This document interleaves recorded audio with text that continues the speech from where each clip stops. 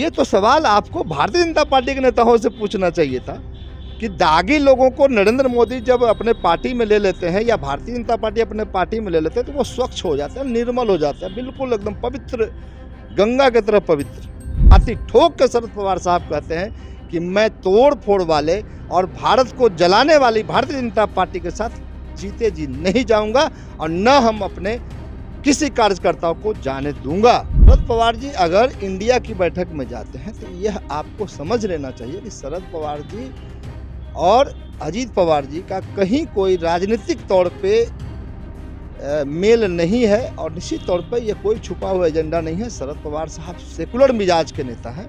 नमस्कार, मैं मनीष और आप देख रहे हैं एक न्यूज़ 24। हमारे साथ मौजूद हैं एनसीपी के प्रदेश अध्यक्ष राणा रणवीर सिंह।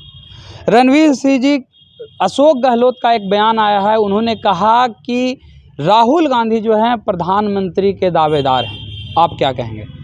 देखिए, सवाल अशोक गहलोत जी क्या कहते हैं नहीं कहते हैं, बयान देना कोई बड़ी बात नहीं है, लेकिन राहुल गांधी जी ने और आदरणीय सोनिया गांधी जी ने उन्हीं के पहल पर मैं समझता हूं कि ये सब इंडिया अलायंस की बैठक हो रही है और संपूर्ण देश के जो विपक्षी दल के बड़े नेता हैं उस बैठक में जा रहे हैं। अगर अशोक गहलोत जी का कहना सही होता तो मुझे नहीं लगता था कि इतने बड़े स्तर पे इतने बड़ी संख्या में पार्टियों की बैठक इंडिया गठबंधन की तरफ से की जाती और मुद्दा पर चर्चा होता कि इस देश के आने वाले जो 2024 में लोकसभा चुनाव है, उस लोकसभा चुनाव में नेतृत्व कौन करेंगे, संयोजक कौन बनेंगे, क्या अलायंस होगा, किन पार्टियों को कितनी सीटें दी जाएंगी, ये सब चीज़ों पे सभी मुद्दों पे बात हो रही है इंडिया गठबंधन के नेताओं में।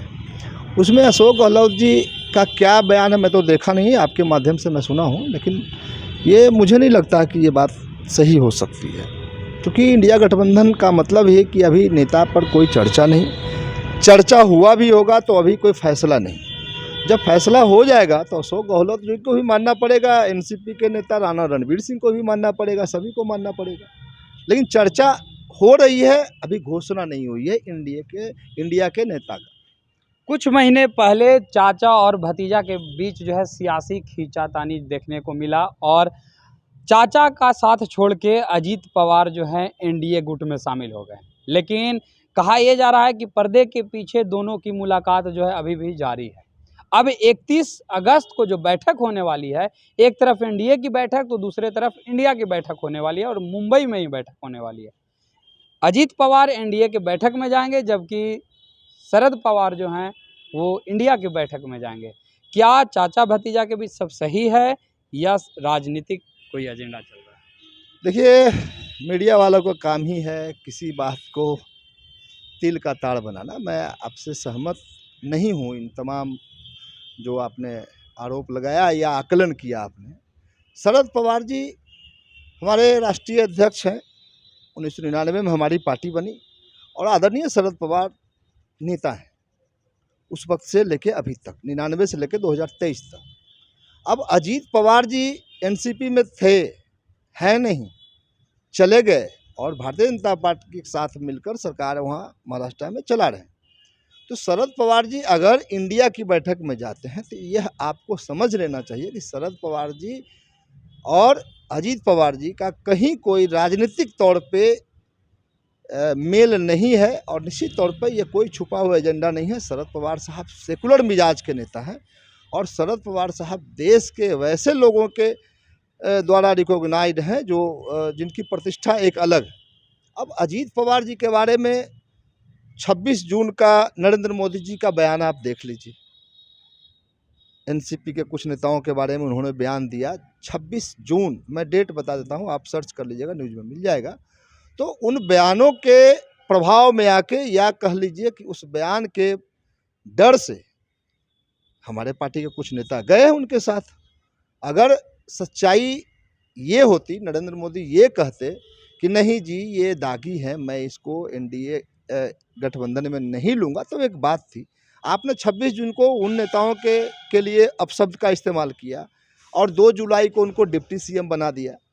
तो ये तो सवाल आपको भारतीय जनता पार्टी के नेताओं से पूछना चाहिए था कि दागी लोगों को नरेंद्र मोदी जब अपने पार्टी में ले लेते हैं या भारतीय जनता पार्टी अपने पार्टी में ले लेते हैं तो वो स्वच्छ हो जाते हैं, निर्मल हो जाते हैं, बिल्कुल एकदम पवित्र, गंगा की तरह पवित्र। तो वैसे नेताओं के बारे में, वैसे पार्टी के बारे में क्या कहना और क्या सुनना।